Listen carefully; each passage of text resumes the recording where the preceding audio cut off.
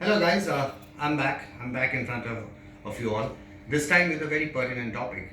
Now, over the years, and this is an age-old phenomenon, what we've seen is experts do have the liberty to take pot shots at people. They write anything, they say anything under the sun.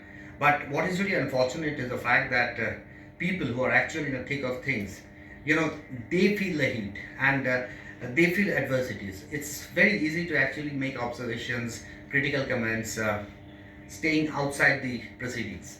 But when it comes to actually, facing the music, it's a different ballgame altogether. A case in point is obviously Surya Kumar Yadav.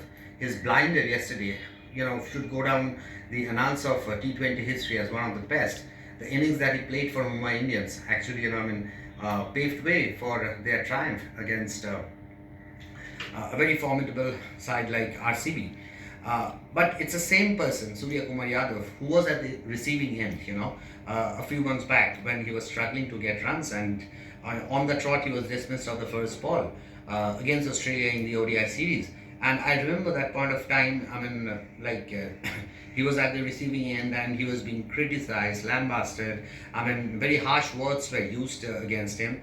I think that was totally uncalled for, because I've always believed in the fact that form is temporary, class is permanent.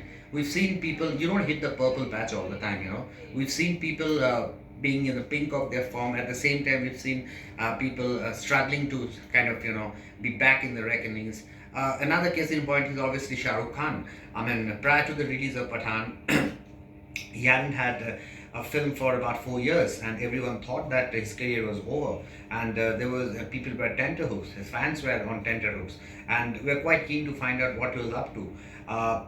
He some of his films didn't do well. They are actually disasters by standards, and we are ready to sort of write his career epitaph, which was totally unwarranted, because when we were criticizing him, when we were kind of taking pot shots at him, we perhaps forgot the fact that we perhaps actually sort of overlooked his body of work. And he's a superstar, he's a megastar, and his achievements just cannot be brushed under the carpet, as clear as that.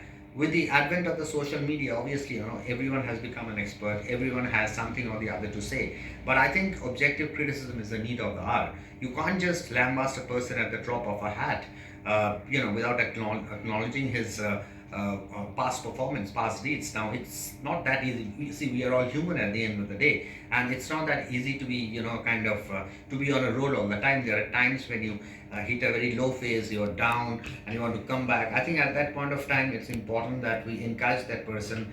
We remind him of his past achievements so that he can actually, get back on track. This is very important. So, I would definitely request all the experts, all the netizens, to be a bit objective when it comes to assessing a person, and not pass unruly statements which do not actually augur well overall.